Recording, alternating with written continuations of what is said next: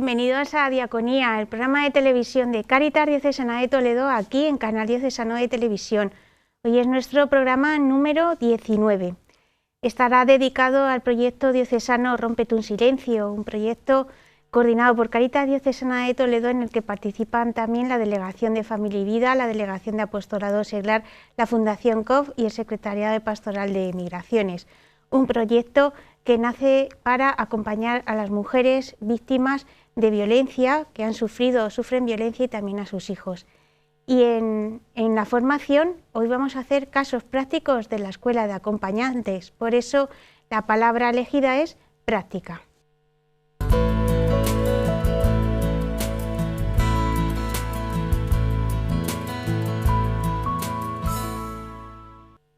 Para tratar Rómpete un silencio vamos a hablar hoy con Cristina Díaz Rincón, que es responsable del proyecto diocesano Rómpete un silencio. ¿Qué tal, Cristina? Hola, Mónica, muy bien. Y antes de hablar con ella y de ver cómo está en estos momentos la atención y el acompañamiento a mujeres de Rómpete un silencio, vamos a ver este vídeo que nos habla de la violencia que sufre la mujer.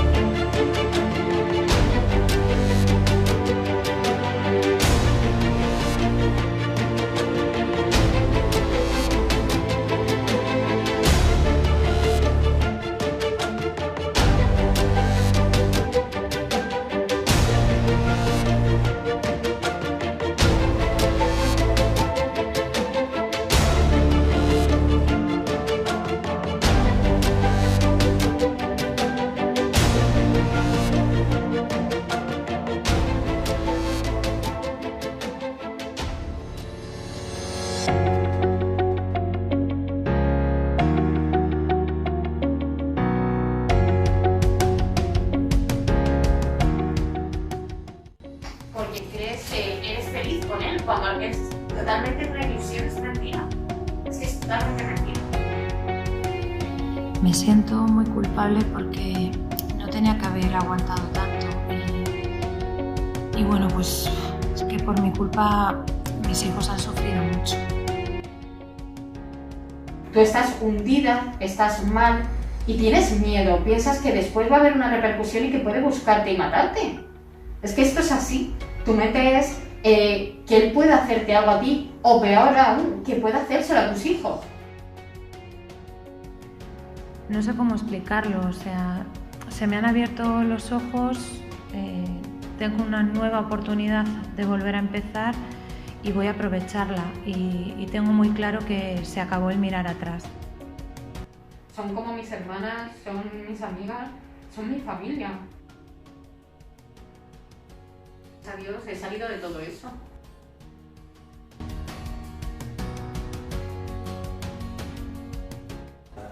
Y entonces que sepáis de corazón y de verdad, pues que estamos con vosotras, estamos con vosotros. Este es el vídeo de Rómpete un silencio, que habla de la actividad y de la acción de Rómpete un silencio, que ha cumplido ya más de 2 años. Y se ha demostrado que la violencia hacia la mujer es una de las pobrezas del siglo XXI. Y Cristina, ¿por qué nace Rómpete un silencio? Porque es la respuesta también de la Iglesia diocesana. Sí, justo, es verdad que cogiendo la última frase del vídeo, ¿no?, que dice que sepáis, don Francisco, que dice que sepáis de corazón que estamos con vosotras, pues es eso, ¿no? O sea, Rómpete un silencio surge porque la Iglesia quiere dar respuesta a las necesidades que presentan tantas mujeres y tantos niños en nuestra diócesis que son víctimas de la violencia.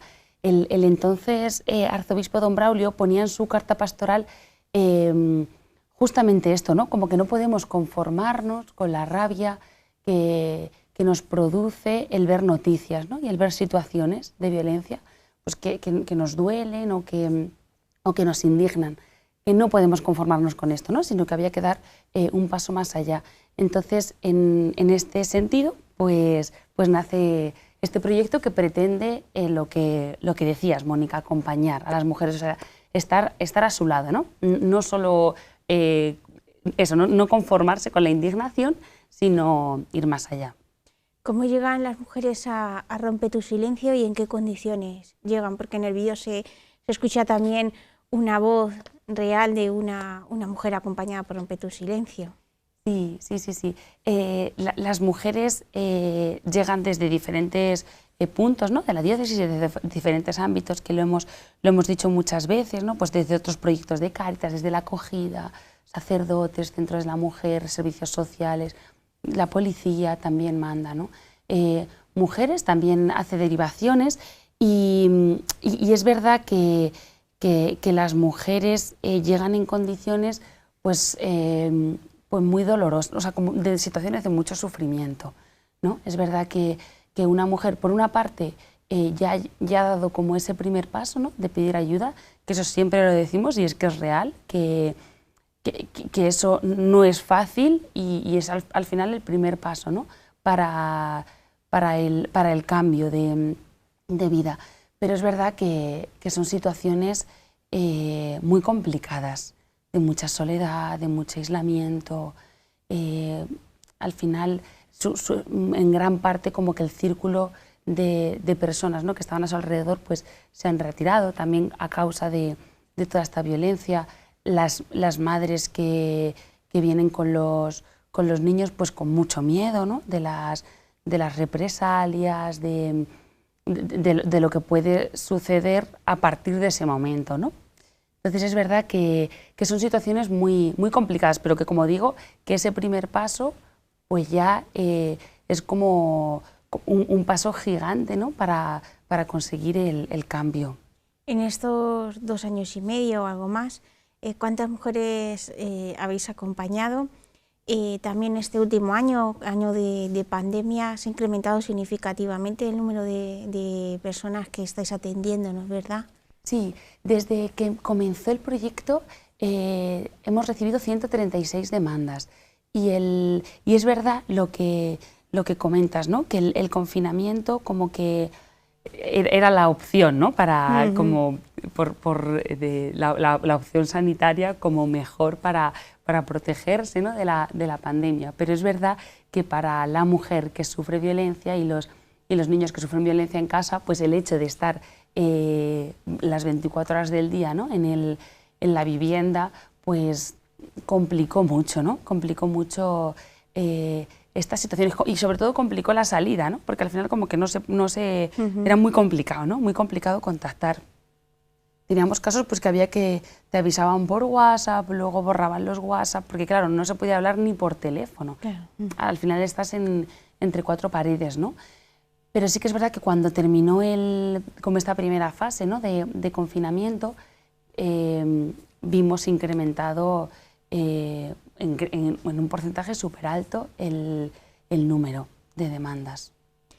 Una de las diferencias porque no es el único proyecto de acompañamiento a mujer que sufre violencia que hay en Toledo, en la diócesis de Toledo, también están las administraciones públicas que hacen esta labor. Pero ¿en qué diferencia Rompe tu silencio, a lo mejor de otro proyecto de la administración pública? ¿Qué nos diferencia ahí? Pues yo diría que lo que nos diferencia es que somos la Iglesia, ¿no?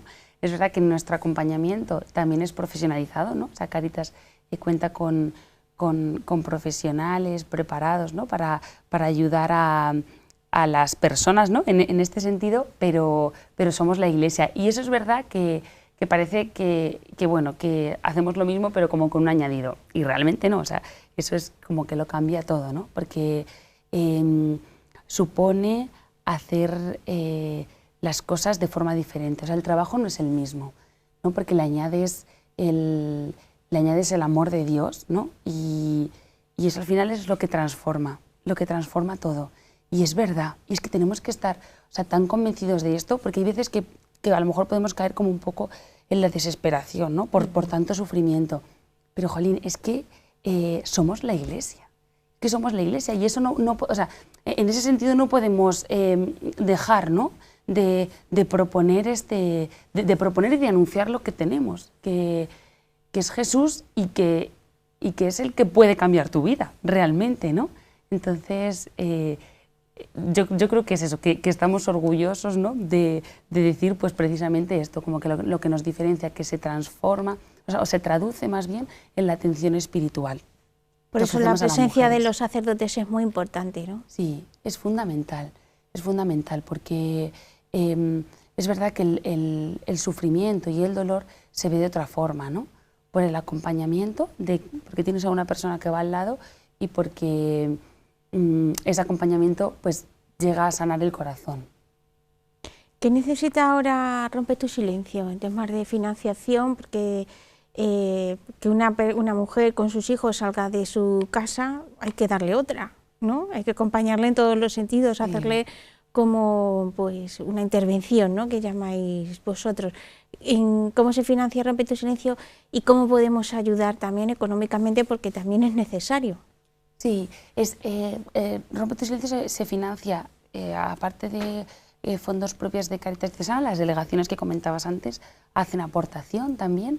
Luego tenemos una parte que corresponde como al IRPF, ¿no?, como es el IRPF que decimos como estatal, pero sí que es verdad que claro, hay una parte de recursos, o sea, que necesitamos muchos recursos, o sea, la atención psicológica que ofrecemos es semanal, ¿no? También se atiende a los menores psicológicamente, entonces es verdad que en ese sentido necesitamos fondos, la verdad que fondos económicos, ¿no?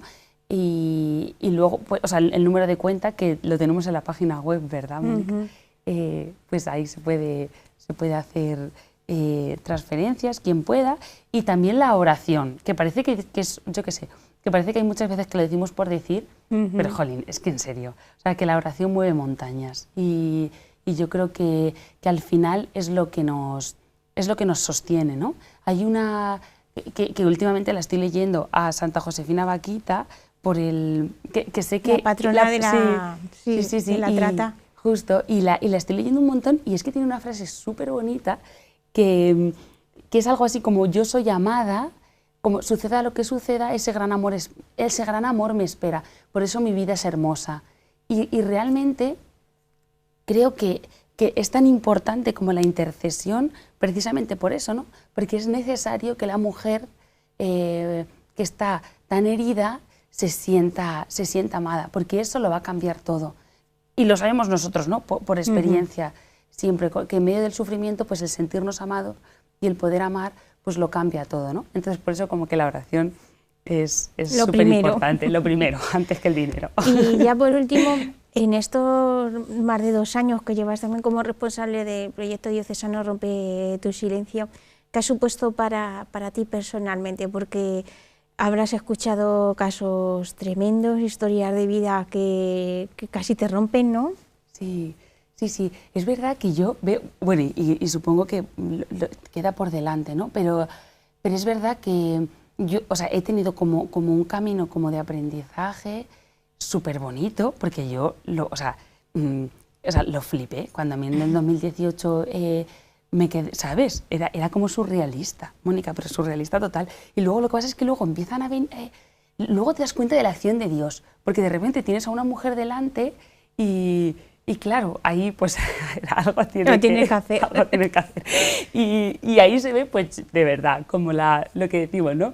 Como la fuerza del amor. Entonces yo me quedaría como eso, súper agradecida por este camino de aprendizaje que sigo haciendo, y es verdad que yo sí que he visto, o sea, en ese sentido sí que he visto el cambio, ¿no? Sobre todo de saber acoger, porque antes, a lo mejor antes como tendía un poco, yo creo que como que me daba un poco de miedo, como el sufrimiento o tanto, ¿no? Tanto sufrimiento. Entonces, digo, tendía como a quedarme como un poco como en lo superficial o tal, ¿no? Como no profundizar. Y ahora he aprendido que lo que hay que hacer es precisamente eso, ¿no? Profundizar, y que ahí, y a partir de ahí, como comienza el camino precioso de sanación. Entonces, es verdad que una locura de dolor, porque es una locura. Yo es verdad que yo antes, a ver, tampoco lloro muchísimo, porque no soy una persona, pero joe, yo la verdad que me he vuelto en ese sentido como más sensible, como más ¿no? sensible. También gracias a Dios, ¿no? Por eso, porque ves el sufrimiento, pero luego la cascada tremenda, ¿no? de bendición que tenemos. Es una preciosidad. Y ya por último hay un teléfono 24 horas, ¿no? Por si alguien conoce a alguna persona que necesita de nuestra ayuda. ¿Cuál es ese teléfono? Es el 659-016-016. Es fácil de acordarse y es verdad que es súper útil, ¿no? Poder tener ahí un teléfono para poder contactar en cualquier momento. Pues Cristina, muchísimas gracias. Gracias a ti, Mónica. Pedimos mucha oración Sí. y como siempre pues en Cáritas tenemos que pedir también pues financiación y ayuda económica. Gracias. Sí, a ti, a ti.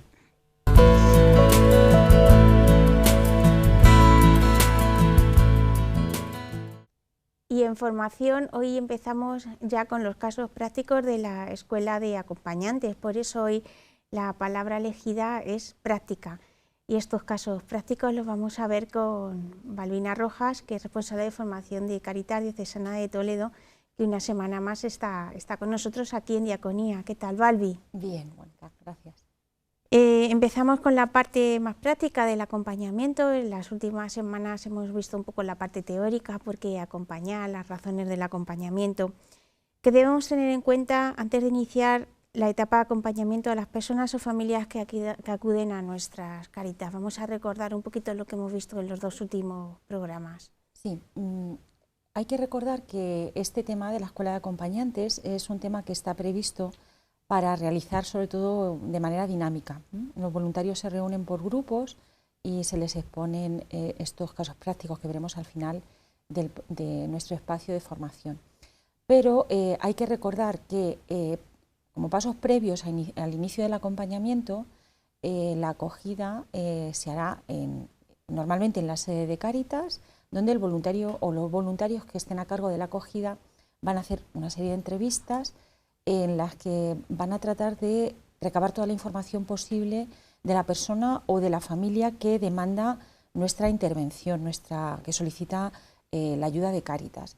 Esas entrevistas tienen como objetivo, como digo, hacer pues un resumen de la situación de la familia, y siempre hay que dejar como principio y como fundamento tanto para la familia como para nosotros que no estamos haciendo una labor de investigación, sino que lo que queremos es ayudarles de la mejor manera posible, y para eso tenemos que ser transparentes, ¿no?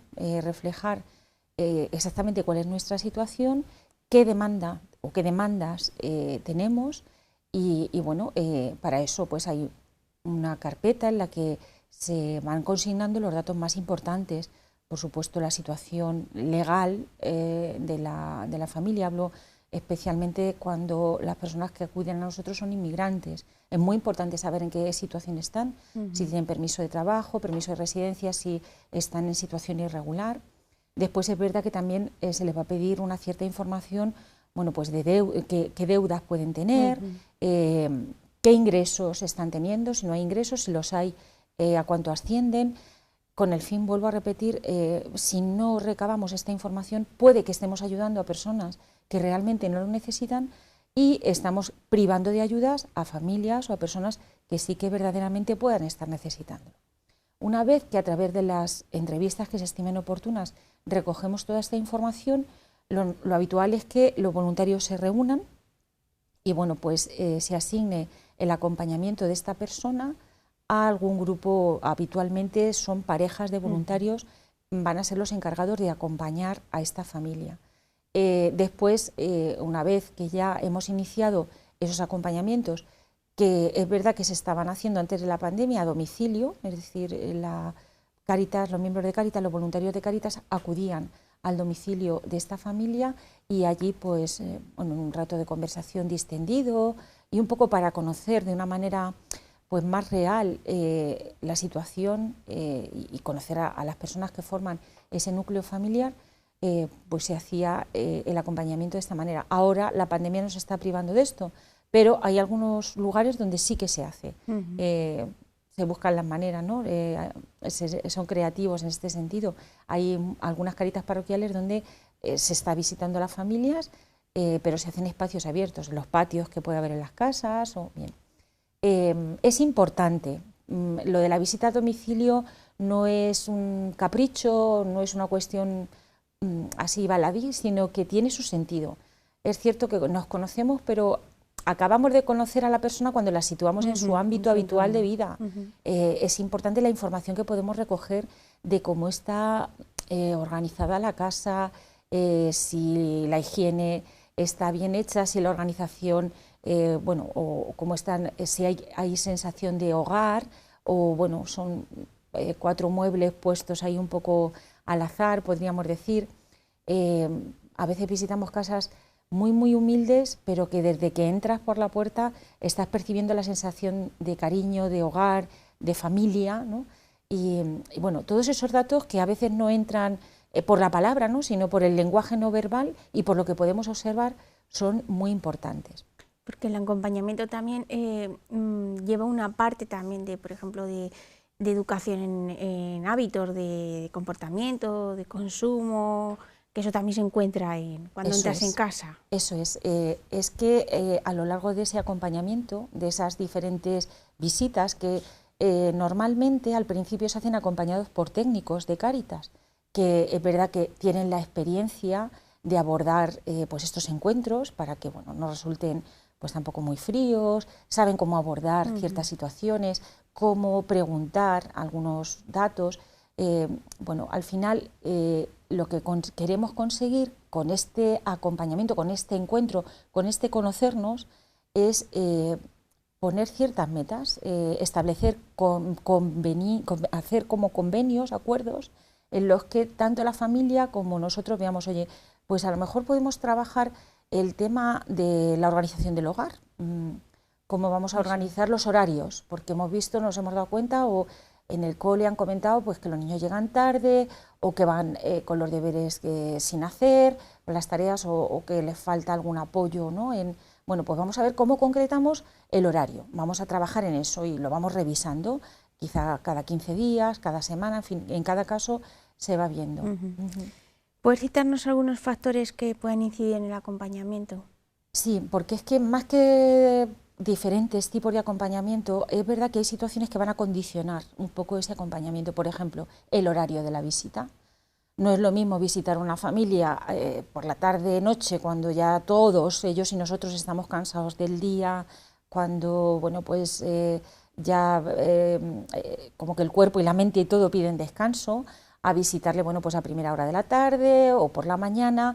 Tampoco es igual visitarlos cuando está solo un miembro en el hogar que cuando está toda la familia. Pues depende también, el vecindario también condiciona, puede condicionar también incluso los elementos de ruido que haya, pues si hay vecinos que molestan, o si hay, pues a veces incluso los animales de compañía, ¿no? Pueden llegar a ser molestos para la visita, ¿no? Porque pueden impedir incluso la comunicación. Todos estos factores sí que pueden condicionar un poco cómo sea esa relación y ese encuentro para acompañar. A veces hay situaciones que a nosotros nos pueden provocar cierto rechazo, ¿no? Y también para eso hay que estar preparado. Normalmente en las cáritas parroquiales sí que se hace un pequeño discernimiento de quiénes pueden ser los voluntarios que se pueden hacer cargo de estas situaciones.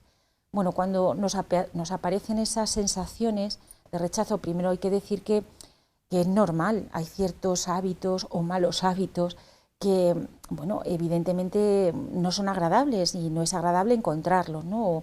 O cómo pueda estar una vivienda, cómo la podemos encontrar.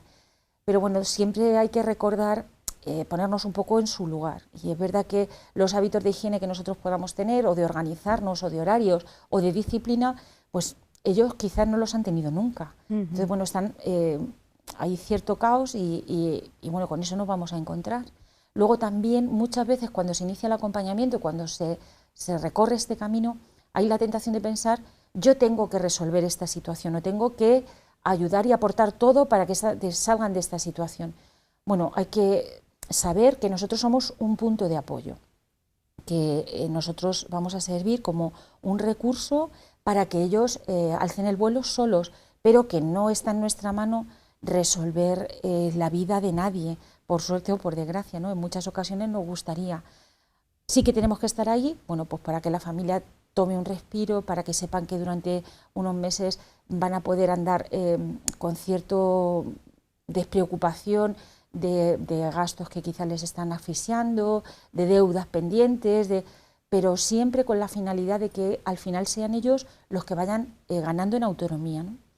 Y bueno, no olvidar tampoco pues que estamos para escuchar, para ir observando y en ese observar hacer como esa recogida de información que decíamos antes, que luego se valorará, ayudados por los técnicos, y se orientará. Si estamos recogiendo una información que está diciendo que la familia no está haciendo mucho, por ejemplo, por la búsqueda de empleo, bueno, pues esa información nosotros la trabajamos en el grupo, vemos qué recursos de Cáritas podemos movilizar o a qué recursos podemos acudir o derivar, y luego trazaremos esas metas o esos objetivos. Bueno, pues un primer objetivo puede ser acudir al área de orientación laboral de Cáritas. Bien, pues vamos a ponernos un plazo de un mes para acudir. Revisamos en un mes. ¿Has hecho este primer paso, este recorrido? En general, cuando van moviéndose, van empezando pues a participar en estas acciones solo, que les recomendamos, ellos mismos van pues sintiéndose al final una persona, cuanto más se deja, menos se valora, aparece como la desidia, la desgana, el desinterés, y uno un poco como que se va moldando a esto, pero cuando empieza a moverse en cierto sentido, en una dirección, bueno, hay de todo, ¿no? No se pueden hacer como reglas generales, pero en general ellos mismos lo agradecen. Se motivan. Vamos a ver algún caso práctico de esto que nos estás contando, que es la historia de Sofía, ¿no? Eso es, de Soraya. De Soraya. Sí. Vamos a conocer el caso de Soraya, que es un acompañamiento, una propuesta de acompañamiento que se ha encontrado un grupo de una Cáritas parroquial de nuestra diócesis. Y que es real, ¿no? Eso es, y vamos a ver cómo bueno, nuestros espectadores podrán leerlo con nosotros y tendrán que decidir qué opción de las que vamos a presentar eligen ellos para abordar este acompañamiento, este primer encuentro, que a veces es el más difícil porque hay que romper el hielo. Esta es la parte de la escuela de acompañantes que al principio más como que te ponen reparo de los voluntarios de decir yo esto no voy a saber hacer, pero que luego más gusta. Eso es, sí, porque es verdad que a todos les satisface y a todos nos gusta ver que, lo que decimos siempre, no nos quedamos como menos distribuidores de cosas, sino que vamos a dar un paso más allá, ¿no? En ese acompañamiento. Pues vamos a leer el caso de Soraya, eso es, y lo vamos a ver en la pantalla también. Soraya nos acoge en su casa de una localidad manchega. Es la primera visita que realizamos al domicilio. Durante las entrevistas anteriores nos ha manifestado que tiene la vivienda con condiciones pésimas. Era la vivienda de un familiar anterior y no estuvo cuidada, pues era una persona con discapacidad mental. Ha vivido sola durante todo este tiempo, es soltera y sin hijos, pero desde hace unas semanas su actual pareja se ha venido a vivir con ella. El joven procede de una provincia lejana y se han conocido por internet. Tiene una discapacidad reconocida que le atribuye una pensión económicamente pequeña. Soraya no trabaja desde hace un año y su último empleo fueron los planes del empleo del ayuntamiento y está esperanzada en que la vuelvan a llamar. Es muy extrovertida y comunicativa, no tiene familia que la pueda ayudar y carece de ingresos, pues ha agotado todas las prestaciones económicas. Acepta el acompañamiento con esperanza de que al ver su casa podamos ayudarla a mejorar. Vemos que la vivienda exteriormente carece de pintura o yeso, solo se ven los ladrillos pegados con cemento uno sobre otro, aparenta ser una vivienda sin terminar, de 2 plantas, es una fachada estrecha, suena música muy alta por una de las ventanas. Al llamar, un perro comienza a ladrar. Sale Soraya, que nos recibe muy amablemente. En la entrada, en el pasillo de la vivienda, que es bastante estrecho, observamos la mala calidad de las paredes y, en efecto, vemos que es una casa muy vieja, como ella nos había comentado, y para no asustarnos, encierra al perro en una habitación y esto hace que el perro no pare de ladrar. Bien, vamos a hacer en el inicio del acompañamiento. Vemos que no nos invita a pasar a ningún otro sitio de la casa, aunque hace alusión al baño y a la cocina, pero no nos lo enseña. Entregamos un lote de alimentos y los deposita allí en el trayecto. Todo el tiempo estamos en el pasillo de pie, estrechos y apenas sin podernos escuchar por los ladridos del animal. Vale, pues ante esta situación, ¿qué harías? ¿Dirías algo a Soraya? Y bueno, ahí tenemos una serie de opciones que hemos de elegir, ¿vale? Y tenemos que ver qué elegimos para romper ese hielo primero de la primera visita, que Soraya ha aceptado, pero que ahora se muestra un tanto reticente. A. Le pides a Soraya que saque al perro y así se aliviarán los ruidos para mantener una conversación fluida. B. Les preguntas si nos pueden enseñar la casa.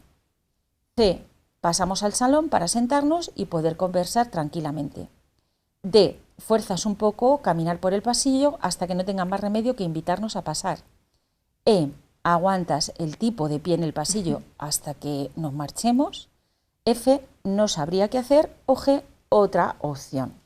Bueno, pues hay que pensar un poquito, valorar, razonar un poco, argumentar y vamos a ver qué opción tomaron los voluntarios que se enfrentaron a esta situación, que se abordó así.